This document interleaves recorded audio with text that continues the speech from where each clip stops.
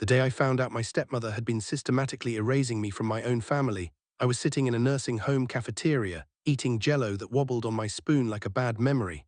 My grandmother was across from me, her hands shaking as she tried to lift her coffee cup. She was 92 years old. Her mind was still sharp, but her body had given up on her years ago. She looked at me with those pale blue eyes that had seen so much, and she said something that stopped me cold. "Your stepmother doesn't know about the trust," she whispered. "Your father set it up before he died, before she came along. It's for you, it's always been for you." I put down my spoon, I leaned closer. "Grandma, what trust?" She smiled, a slow, knowing smile. "The one your mother left you, the one your father protected, the one your stepmother has been trying to steal for years." I felt the world tilt beneath me. My mother had died when I was 7. She had been sick for a long time, cancer, the kind that spread too fast and took everything in its path. I remembered her voice, soft, gentle. She used to sing to me at night. She used to brush my hair and tell me I was the most precious thing in her life. After she died, my father remarried. He married a woman named Diane. I was 10 years old when she moved in. I didn't like her. There was something cold about her, something calculating. She smiled a lot, but the smiles never reached her eyes. My father loved her, or at least he thought he did. He was lonely, he was sad, he wanted someone to fill the void my mother had left. Diane filled it, but she filled it with poison.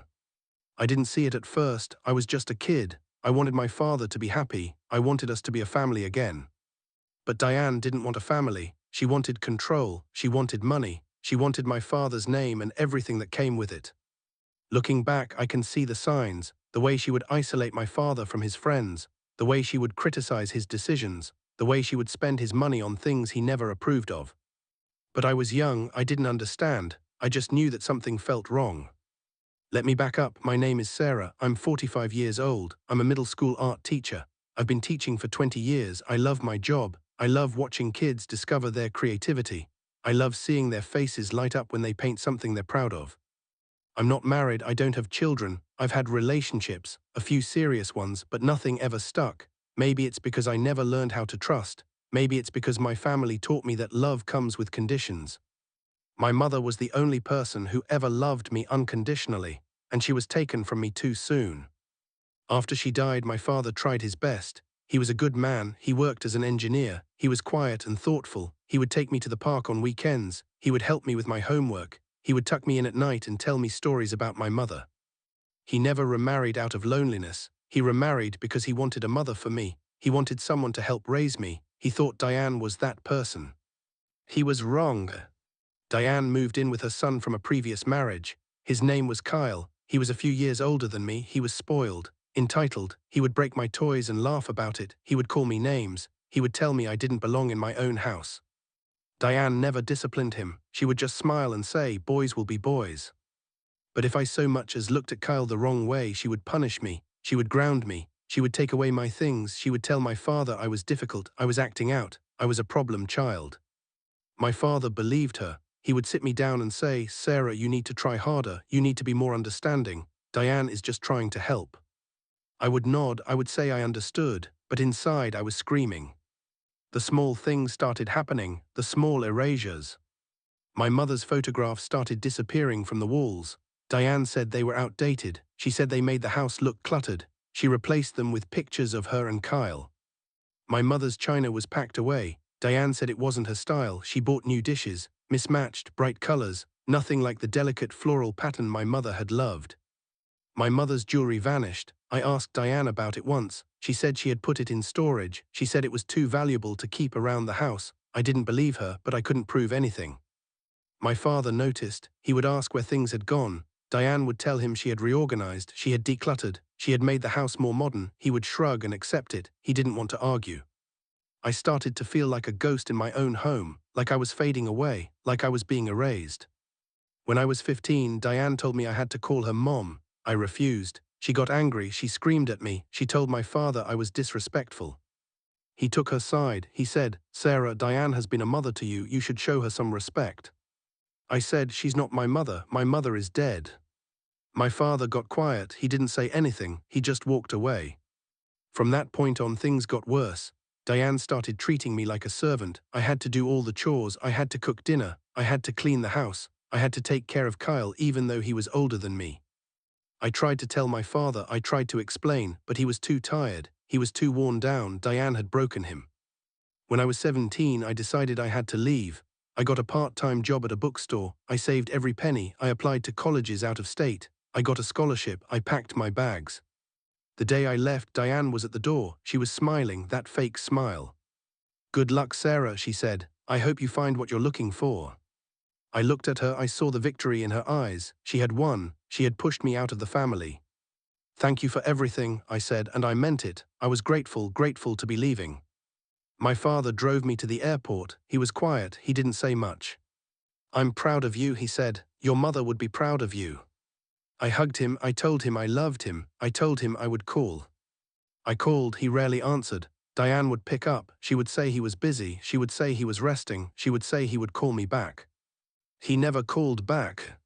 I visited on holidays. The first few years I would come home, but it was never the same. The house didn't feel like home anymore. It felt like a museum of Diane's things. Diane would ignore me. She would talk about Kyle. He was doing so well. He had a good job. He had a nice girlfriend. He was the perfect son. I was the afterthought, the mistake, the unwanted child. My father passed away 10 years ago. Heart attack, sudden. He was only 63. I got the call from the hospital. Diane was the one who told me. She was cold, clinical. "Your father is gone," she said. "The funeral is on Thursday." I flew home. I went to the funeral. Diane had organized everything. She had chosen the flowers. She had written the eulogy. She had planned the reception. I wasn't asked to participate. I wasn't asked to speak. I was just a guest. After the funeral, I tried to talk to Diane. I asked about the will. I asked if my father had left anything for me. She looked at me with cold eyes. "Your father left everything to me, everything. He told me you would understand. He said you never wanted any of his things." I felt the world tilt. My father wouldn't have said that. He wouldn't have cut me out. I asked to see the will. She refused. She said it was private. She said I had no claim to anything. I didn't fight her. I didn't have the energy. I just wanted to go home. I went back to my life. I kept teaching. I kept painting. I kept trying to move forward. But I couldn't shake the feeling that something was wrong. Something had been taken from me. Something I didn't even know I had. That brings me back to the nursing home, back to my grandmother, back to the day everything changed. My grandmother was my father's mother. She was 92. She had lived a long life. She had seen a lot. She had always been kind to me. She had always been on my side.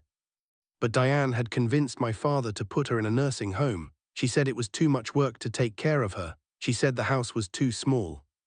My father had agreed. He always agreed. I visited my grandmother whenever I could. It was hard. She was fragile. She was tired. But she always lit up when she saw me. That day, she said something that changed everything. "Your mother," she said, "she left you a trust. She set it up before she died. Your father was supposed to tell you. But Diane, she got in the way. She didn't want you to know." "A trust?" I asked. "What kind of trust?"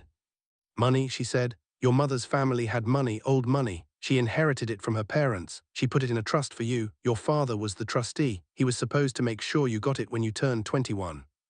I was stunned. I had never known about this. My mother had never told me. "Diane doesn't know about it," my grandmother said. "She thinks your father controlled everything, but the trust was separate. It was always separate." "Where is it?" I asked.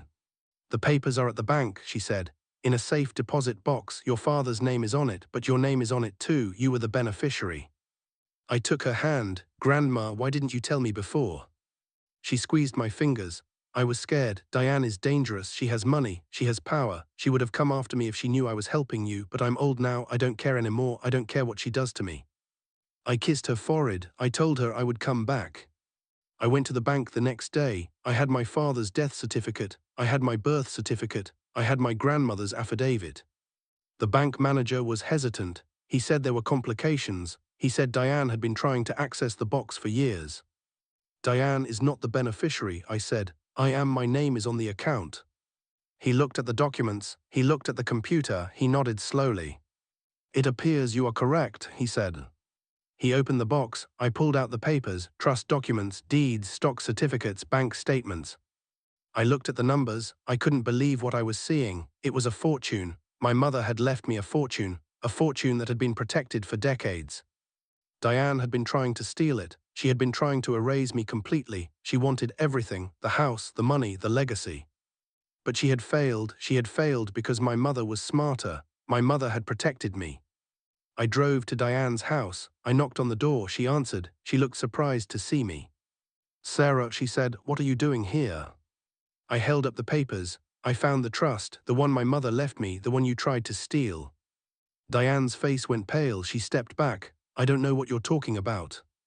"Don't lie to me," I said. "I know everything. I know you tried to access the box. I know you forged documents. I know you tried to take what wasn't yours." She laughed. It was a nervous laugh. "You can't prove anything."